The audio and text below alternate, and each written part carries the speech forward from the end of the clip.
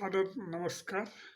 मेरा एक बहुत पुराना ब्लॉग है चले गांव की ओर, जिसमें मैं देवरिया संबंधित बहुत सारी बातें डाल कर रखी हैं। और यही मैंने ना बाबा राघव दास के बारे में जानकारी एकत्रित करके डाल रखी थी, जिसे बाद में मैंने विकिपीडिया, हिंदी विकिपीडिया पर भी डाला था। तो आज हम बात करेंगे बाबा राघव दास की।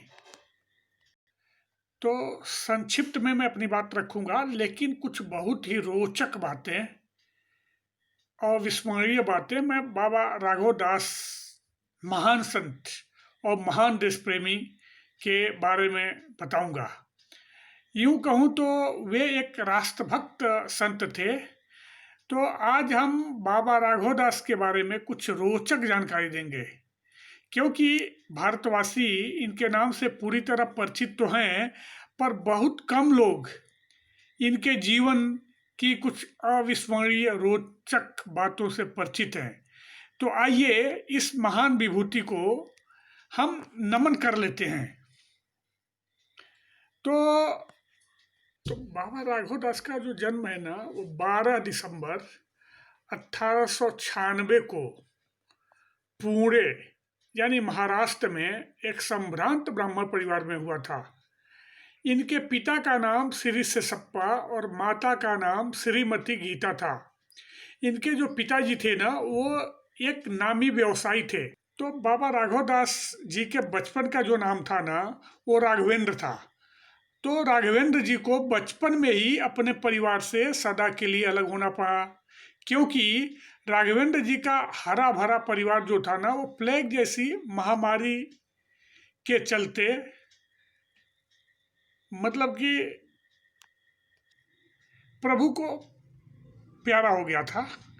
तो 1913 में 17 वर्ष की अवस्था में राघवेंद्र जी एक सिद्ध गुरु की खोज में अपने प्रांत यानी महाराष्ट्र को, पुणे को विदा करते हुए प्रयाग, काशी आदि तीर्थों में विचरण करते हुए गाजीपुर जो उत्तर प्रदेश का एक जनपद है, वहाँ पहुँचे। और वहाँ उनकी मुलाकात मौनी बाबा नामक एक संत से हुई।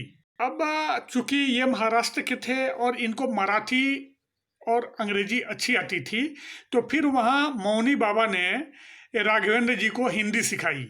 तो गाजीपुर में कुछ समय बिताने के बाद राघवेंद्र जी बरहज, जो देवरिया जिले का एक तहसील है, वहाँ पहुँचे, बरहज पहुँचे। और वहाँ वे एक प्रसिद्ध संत योगीराज अनंत महाप्रभु से दीक्षा लेकर उनके शिष्य बन गए। मैंने अपने चैनल पर ये योगीराज अनंत महाप्रभु जी के नाम से भी एक पोस्ट डाल रखी है, उनके बारे में भी बताया है, क्योंकि साक्षात वो एक पहुँचे हुए मतलब महात्मा थे, और वो भी बहुत बड़े देश प्रेमी भी थे। ऐसा कहा जाता है कि उनको नहलाने के लिए माँ सरयू खुद उनके पास चली आती थी। तो अब हम फिर से बाबा राघव दास जी के बारे में बता रहे हैं। तो 1921 में गांधी जी से मिलने के बाद बाबा राघव दास स्वतंत्र भारत का सपना साकार करने के लिए स्वतंत्रता संग्राम में कूद गए, तथा साथ ही साथ जनसेवा भी करते रहे। स्वतंत्रता संग्राम के दौरान इस कर्मयोगी को कई बार जेल की हवा भी खानी पड़ी, पर माँ भारती का यह सच्चा लाल विचलित न होते हुए पूर्ण निष्ठा के साथ अपना कर्म करता रहा। 1931 में गांधी जी के नमक सत्याग्रह को सफल बनाने के लिए राघव बाबा ने क्षेत्र में कई स्थानों पर जनसभाएं की और जनता को सचेत किया। बाबा राघव दास की प्रसिद्धि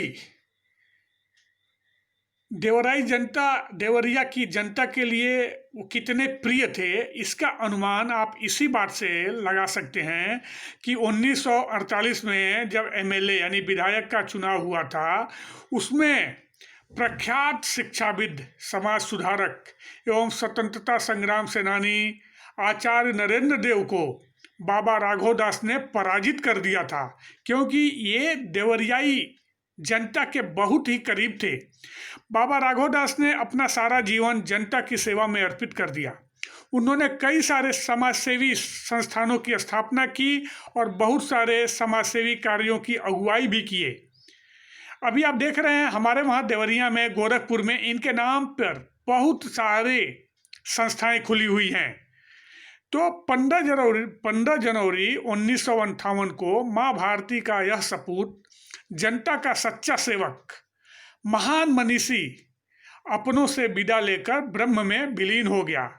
तो एक बार प्रेम से बोलिए, बाबा राघव दास की जय, भारत माता की जय। तो ये वीडियो आपको कैसा लगा जरूर बताएं। फिर मिलते हैं अगले वीडियो में एक नई रोचक कथा वृत्तांत के साथ। तो नमस्कार।